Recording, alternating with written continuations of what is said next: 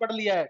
अब मैं आपको स्टीरियो आइसोमर्स के बारे में बताने जा रहा हूं, जो पूरा का पूरा टॉपिक है अपना, जिसे हमें पूरी डिटेल में पढ़ना है। हायर एजुकेशन में आप जैम के पेपर में उठा के देखिए, अप्रोक्सीमेटली 9 to 10 मार्क्स का होता है, और नेट और गेट में तो इसके बिना काम ही नहीं चलता ऑर्गेनिक में। तो जरा बोर्ड पे देखिएगा दोस्तों, फटाफट देखिएगा।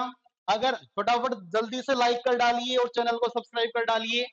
स्टीरियो आइसोमर्स की अगर मैं बात करता हूं दोस्तों, तो इसमें हम लोग 2 पॉइंट तो पहले ही लिख चुके हैं। कनेक्टिविटी जो होती है आपकी, वो कैसी होती है? सेम होती है, कनेक्टिविटी सेम होती है। लेकिन दोस्तों ओरिएंटेशन जो रही होगी आपकी, वो ओरिएंटेशन कैसी होती है? डिफरेंट होती है। ओरिएंटेशन कैसी रही होगी? डिफरेंट रही होगी। लेकिन इसमें एक चीज और है, वो क्या है? फंक्शनल ग्रुप जो होता है आपका, फंक्शनल ग्रुप जो होता है आपका, वो कैसा होता है दोस्तों? सेम होता है। फंक्शनल ग्रुप कैसा होता है आपका? सेम होता है। ये बात आपको ध्यान रखने वाली है। जैसे मान लीजिए कि मेरे पास में कंपाउंड है, वो कंपाउंड मेरे पास में कैसा है? मेरे पास में साइक्लोहेक्सेन है। इस साइक्लोहेक्सेन में मैंने यहाँ पे OCH3 को लगाया, और इस वाली पोजीशन के ऊपर मैंने क्या लगा लिया? फिर से ई डायरेक्शन में मैंने OCH3 को लगाया। तो इस कंपाउंड के अंदर कितनी? 2 ईथर लिंकेज है। ये स्टीरियो कैसी है आपकी? है, मतलब ये सेम साइड है। अभी ये दोनों एक डायरेक्शन में प्रोजेक्टेड है। वेज का मतलब क्या होता है दोस्तों?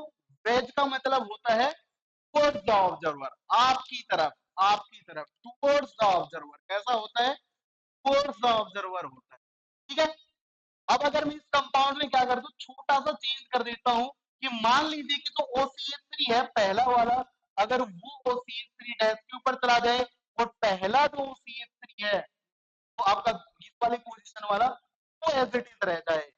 इसका मतलब यहाँ पे तो दोनों एक ही डायरेक्शन में प्रोजेक्टेड थे, अभी मैंने आपकी तरफ हाथ कर लिए, और दूसरी केस में ये दोनों कैसे हो जाए? अपोजिट हो जाए। तो यहाँ पे हम लोग क्या बोलेंगे? कि दोनों में ही तो ईथर लिंकेज है, लेकिन दोनों में क्या है?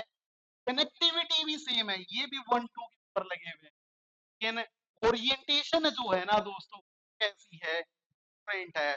बस ओरिएंटेशन का ही खेल है। सारी चीजें किसके ऊपर टिकी? ओरिएंटेशन के ऊपर टिकी हुई है। ओरिएंटेशन के ऊपर टिकी हुई है। जल्दी से जल्दी अपने दोस्तों के पास शेयर कर डालिए, लाइक कर डालिए, और चैनल को सब्सक्राइब कर डालिए। आई कि नहीं आई बात समझ में? पहले तो फटाक से कमेंट करो कि आपको बात समझ में आई। क्या आपको बात समझ में आई? जल्दी से बोलिए, बोलिए जी, बोलिए जी, फटाफट कमेंट कीजिए। क्या आपको बात समझ में आई?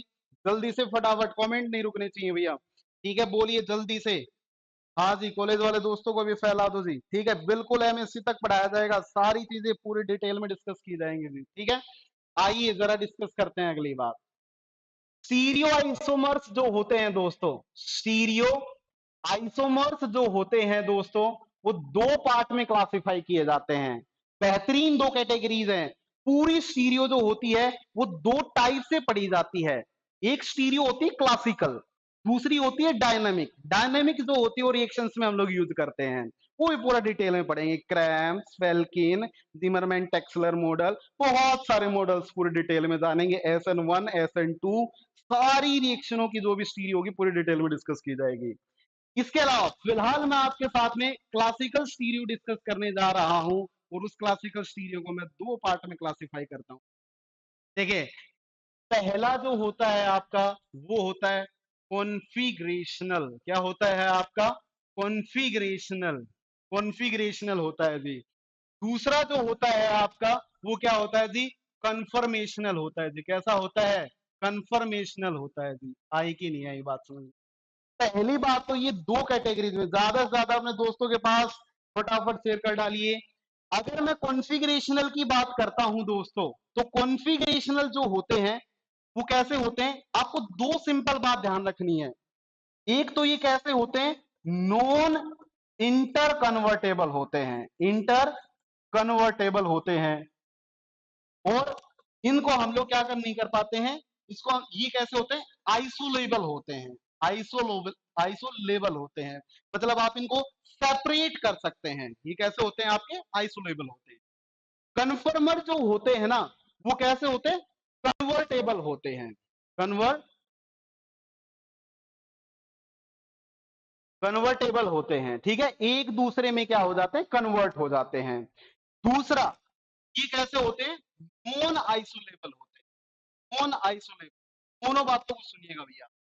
जैसे मैं आपके सामने एक 3D मॉलिक्यूल खड़ा हूं, ऐसे इमेजिन करना, ठीक है।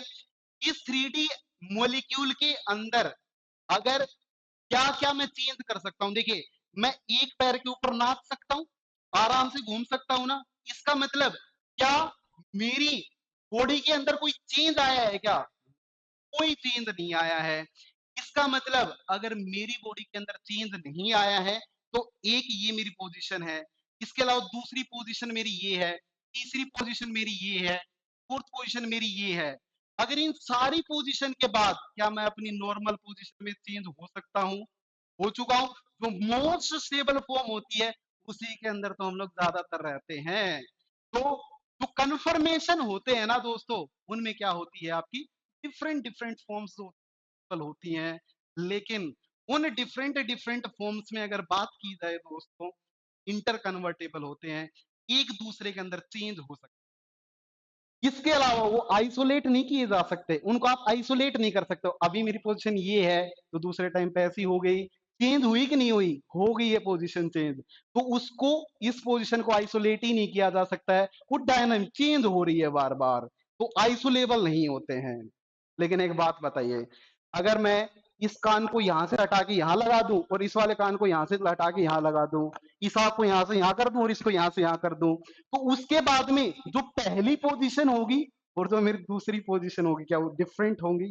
डिफरेंट होंगी। क्यों? क्योंकि उसमें क्या हो चुके हैं? कुछ बॉन्ड टूट गए हैं, कुछ चेंज हो गए हैं। जैसे अभी मेरे दो हाथ हैं यहाँ पे आपके सामने, इस हाथ को यहां से हटा के पैर पे लगा दो, कहीं और जगह पे लगा दो, और उसके बाद क्या वो कनेक्टिविटी डिफरेंट होंगी? क्या वो दूसरे वैसे ही मॉलिक्यूल के अंदर आ सकते हैं? आंसर हो गया ना, वो फिर से इंटर कन्वर्टेबल नहीं है।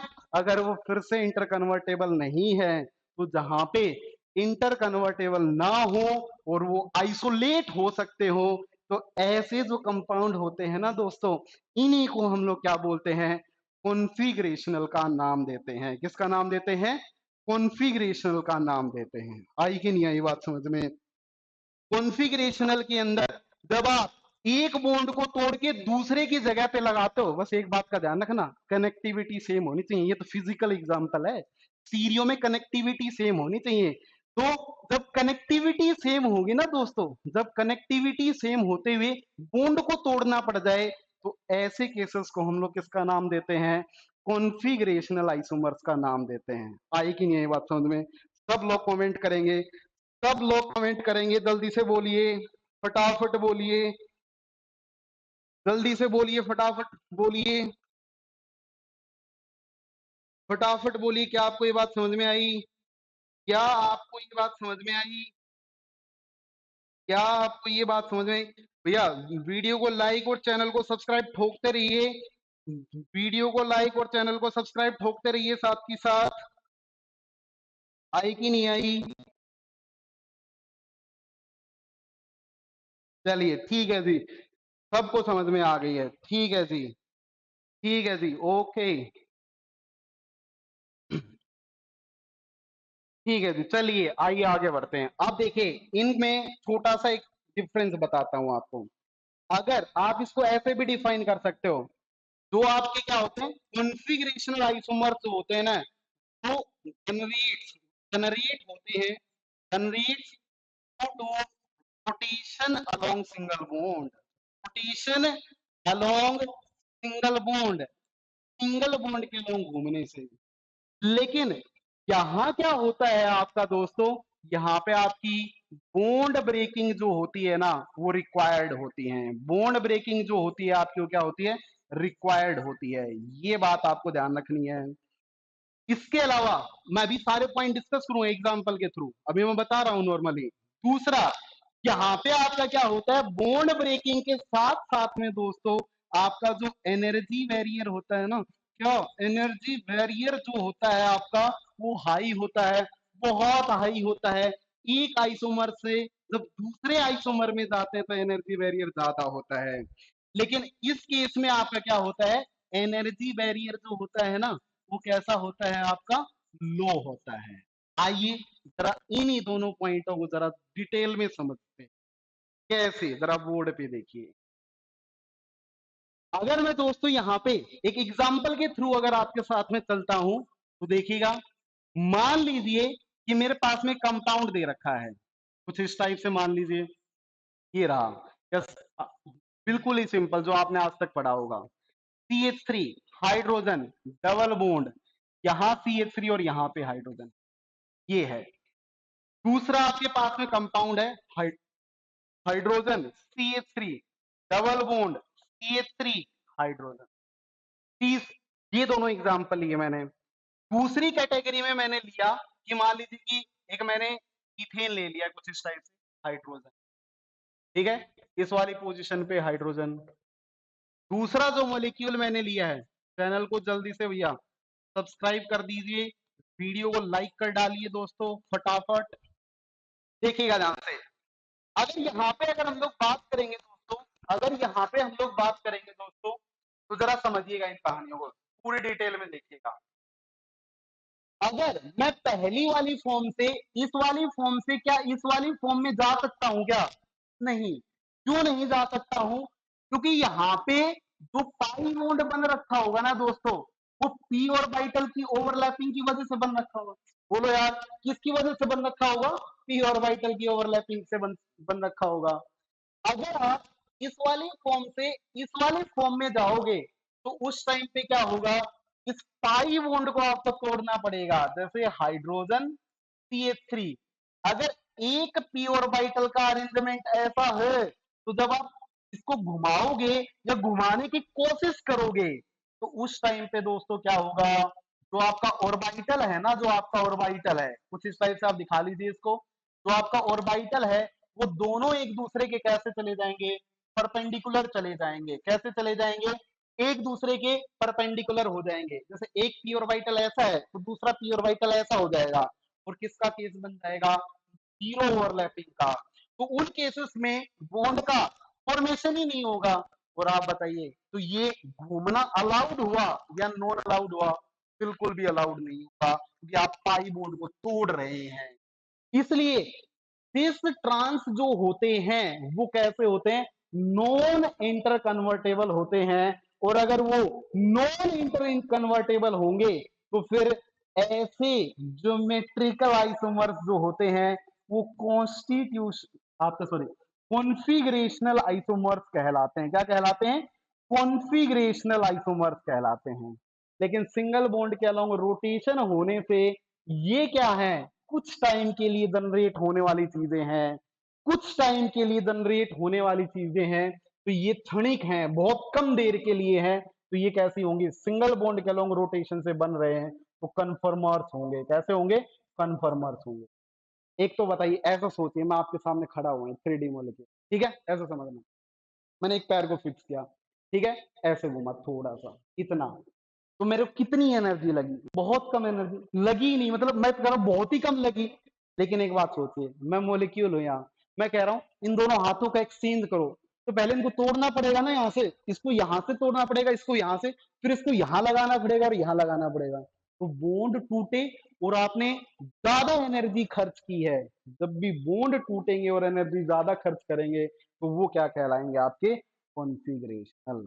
आई थिंक आपको ये दोनों बातें क्लियर हो चुकी होंगी। बोलिए फटाफट।